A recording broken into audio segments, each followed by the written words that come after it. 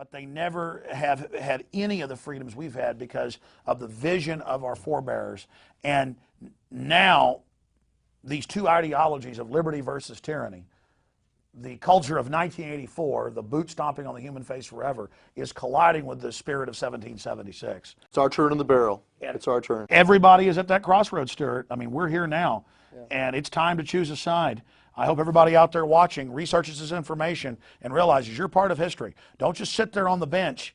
Now is the time. I mean, I'll quote Braveheart, from the movie Braveheart. Don't sit there many years from now lying in your beds wishing that you could, come back here and tell our enemies they can take our lives, they'll never take our freedom. But the secret is most of you don't have to give up your lives. People give up their lives to get some oil for the bankers, or to go overthrow some dictator 5,000, 6,000 miles away. Why not just stand up and be in the spotlight and go to your city council, go to your legislature, go speak to your police chief, and continue to mainline the idea of liberty? Because we've got the winning ideas. We've got history on our side. We're the good guys. And as long as we stand up and are bold and don't hide our light under a bushel, we can't be beaten. The tyrants are trying to intimidate us right now because they're scared, Stuart. That's right. And they're trying to make us fear for our own safety. But the answer to fear is love. And the strongest power we have is love for our children and our grandchildren. And as Thomas Paine said, if there is going to be trouble, let it come in my day, so my child will have peace and freedom. So that's our answer, is stand up, do it for your kids. A woman whose children are being attacked by a bear, she has no fear. She'll throw her life away for her children. That's the spirit we got to have. That you're defending, because what's what you're really doing? You're defending your children and your children's children. So if you stand on that kind of posture, fear won't bother you at all. That's what courage is. Absolutely. We're joined now by Michael Boldin, and he heads up the 10thamendmentcenter.com. And Stuart's traveling around the country with Mr. Boldin and a lot of other great lovers of liberty as part of the Nullify Now tour. And Michael Boldin, good to have you here in studio with us. Glad to be here, Alex. We've only got about 10 minutes. We could probably talk for 10 hours, so I want to try to give you the floor and then any final comments by Stuart concerning nullification and how it is one of the main keys to restoring our republic. Because the federal government has obviously been usurped by foreign corporate globalist interest. Then we're going to bring in Brandon Smith, who's also part of your great tour, to break down something we can do at the grassroots level to also diminish the power of the private Federal Reserve and the banking cartel. So you've got the floor. Tell us about nullification. It's getting demonized. I mean, they're saying that this is more evil than kryptonite. That this stuff basically is Satan itself. But when I read the Bill of Rights, Constitution, Declaration of Independence, that's all I hear about. So I guess they're saying our American system is what's so devilish. Well, you know what? The peace president bombs countries around the world. The drug war rages on. The Patriot Act exists. Bailouts, mandates, regulations, they never seem to end. The Fed prints and prints and prints and prints. And we have an essential question that we need to answer, and Thomas Jefferson answered this question back in 1798 as well. When government does not follow the rules given to it, and for us that's the Constitution, so there's certain rules, certain things that the federal government is authorized to do, what do you do about it? Do you march on Washington, D.C. on a date like September 12th? And do you beg federal politicians to limit their own power? Do you go to federal courts and do you ask federal judges, limit the federal government's power? Do you vote the bums out in the hopes that the new bums are going to say, all this power that you've given us, we don't want it, have it back? Well, Thomas Jefferson and James Madison both warned us that if the federal government ever became the sole and exclusive arbiter of the extent of its own powers, that power would always grow, whether we had elections or protests or separations of power or any other vaunted part of the American system. So in 1798, in response to what was known as the Alien and Sedition Acts, Thomas Jefferson wrote, and James Madison as well, the Kentucky and Virginia resolutions. And they said, or Jefferson wrote, he said, a nullification of the act is the rightful remedy whenever, now every single time, the federal government violates the Constitution. He didn't say it was just a good idea to stand up and say no in our states, after we voted some bums out or went to court or protested. He said we were supposed to do it as it happened. So Nullification, which is the idea of doing anything with our states on a state legislature or even jury nullification to render a particular federal law null and void or unenforceable in a state, that's our duty. We're supposed to do that as it happens. We're not supposed to wait 2 or 4 years for an election for new bums to come in. We're not supposed to wait 6 years for a case to get to the Supreme Court so some federal judges can give us permission to exercise our rights. We're supposed to stand up for our rights and exercise them in our states and in our communities, whether they, the government, want us to or not. And it's awesome to have someone like Stuart on board as a sponsor and as an anchor, a major speaker at our Nullify Now tour, putting this into the mainstream discussion. I mean, you talked about how this is really irritating the mainstream. I mean, just this week, Rachel Maddow over at MSNBC did a 15-minute special about how people who support the 10th Amendment Center, people who are standing up for nullification, they're evil, like you said. We must be interested in owning black people because somehow, some way, if you want to decentralize, you don't want the central control over every aspect of your life. But it was states' rights that first really got abolition going and gave it its power. Yes, well, I'm glad you brought that up. The reality is, well, you know, in our government-run schools, everything's been twisted around. They tell us that... Don't want government-run health care, don't like black people. Well, absolutely, you know, that's... You're like, what does that have to do with that? Well, they tell us that the Civil War was about nullification. Well, the reality is, let's say everything that they say, everything else is right, and that the South only wanted slaves and nothing else.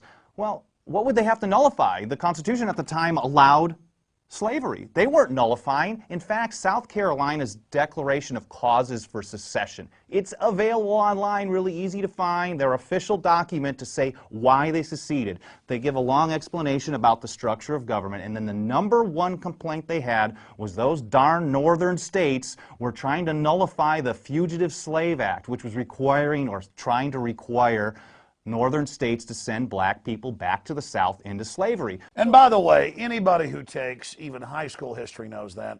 They know full well. It's just a good throwaway line. But regardless, this is 150-something years ago. What people need to understand is the federal government itself is openly a cash machine for the Fortune 100 that have come in. We have a private central bank that issues our currency and credit.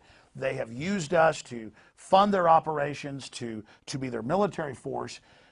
We owe over $1,000 trillion that we've supposedly signed on to through derivatives. That's the issue. The federal government with unfunded mandates is destroying the states, and the federal government has got involved in everything, in what kids eat in school, in what the road signs look like, in speed limits. They don't have this business. And if somebody reads the Constitution, Bill of Rights, it's all right there. And the fact that if you go back to 1913, the same year they gave us the private Federal Reserve and its taxing system of the income tax, they also got an amendment passed to take U.S. senators, I think this is key, away from the states. Previously, the legislature, elected by the people, would then vote and would have a U.S. senator that was their creature. And if they didn't do what the state said, they were removed back to the state because there was a separation of power. That's how much power the states had, in that they controlled the U.S. Senate. And you're not getting anything through Congress if you don't control the Senate. But since then, they've made them creatures of the Federal Reserve. And that's why they did that. And so I would answer Maddow back, well, why then did we ever have senators at the state level sent by the states? We understand what's happening. They've taken the power from the states to the federal government, now from the federal government to the globalist, and that's what's happening. And so thank God for nullification. We need to have the states stand up for their rightful liberties of the people and cut the head off of the snake. Pulling the rug out from under them. That's Absolutely. The reality. And you know, James Madison was a pretty smart dude. You know, and in Federalist number 45, he said the powers given to the federal government are few and defined, and those left with the states are numerous and indefinite. And those few and defined primarily Article 1, Section 8. And if you look at Clause 3, the Commerce Clause is the one that they twist And if people over don't and like over it, they don't like America. Well, you know, you hate America if you want the freedom to choose the size of your toilet, or what plant you can grow in your backyard and consume, or if you don't want to go overseas and kill millions of brown people for the elites in Washington, D.C. You hate America and you hate freedom. Well, the reality is it's really the other way around, and I think more and more people on the grassroots are getting sick and tired of it, and that's why this idea, they don't want us to talk about nullification.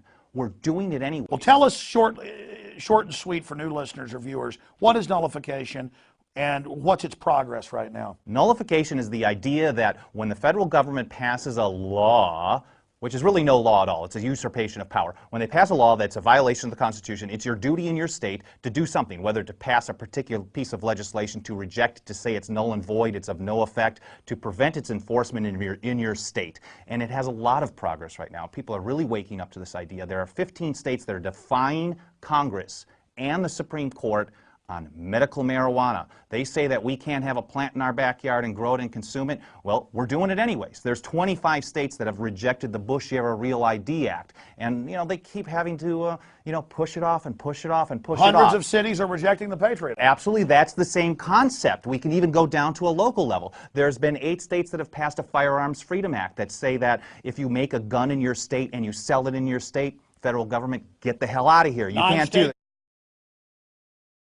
Absolutely, just passed, like Stuart said, just passed in Utah, a sound money bill.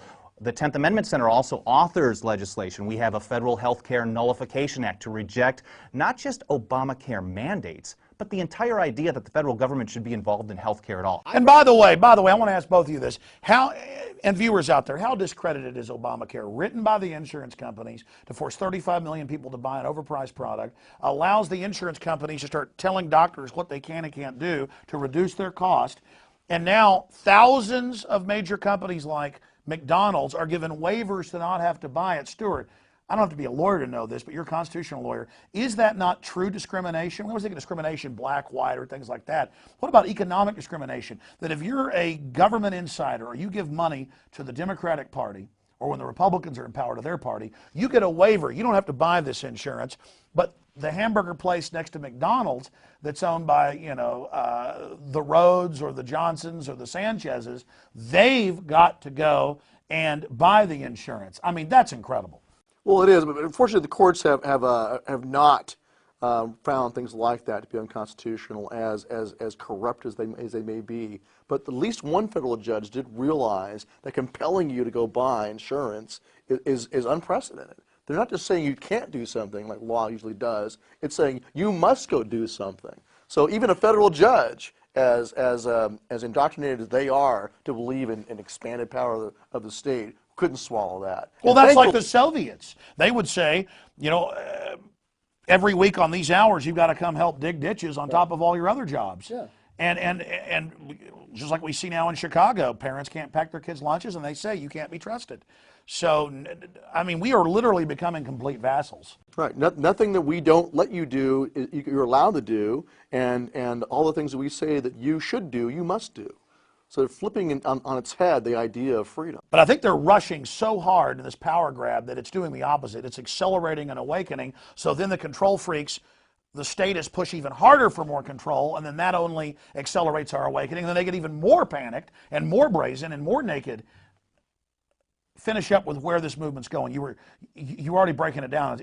Very exciting. It's endless. It's not left versus right. It's us versus them, as you know. And of course, they want to keep us in this box. And while we keep fighting against each other, they keep taking more money and more power for their friends, for the General Electric types, for the war profiteers. But the reality is we're trying to reject the TSA. We're trying to reject the Patriot Act. We're working on nullifying national health care. We're working on nullifying the use of our states' guard troops overseas to occupy foreign countries. And there's bills introduced all over the country to do this. Some of them are already passing, as we've seen success in issues like marijuana and the Real ID Act, and we can And it's a process. The states are now rediscovering their power. They're learning about it. You know, what's happened over the last few years, more and more state reps are contacting us saying, well, what do we do about, I don't know, constitutional tender, or we want to grow hemp in Kentucky. Well, write a bill, or we'll provide you. We have tons of them at 10thamendmentcenter.com for all kinds of different issues. We'll provide you a bill to introduce in your state,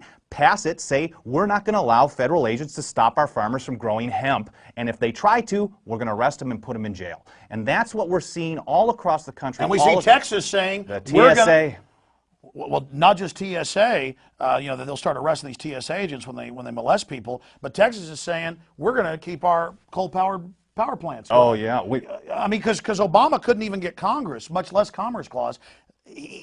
he couldn't even get Congress to pass a law to do it, so he ordered his executive branch minions, the bureaucrats, to do it, and Texas is fighting that. I mean, I see it every day in the news. The fight is on. It's exciting, and the bushfires in the minds of men are being lit by people like both of you gentlemen. Any closing comments on this subject? Alex, we need your help. You have been out in the forefront reporting on this state sovereignty and nullification movement, and we need you to keep pushing it, because every time you talk about it, every time you interview someone like Charles Key or Randy Brogdon or Sam Rohrer or Matt Shea or Susan Lin or all the number of great state reps that you've had on over the last few years, we get so much contact over at 10thamendmentcenter.com. We want to know what we can do to support these states.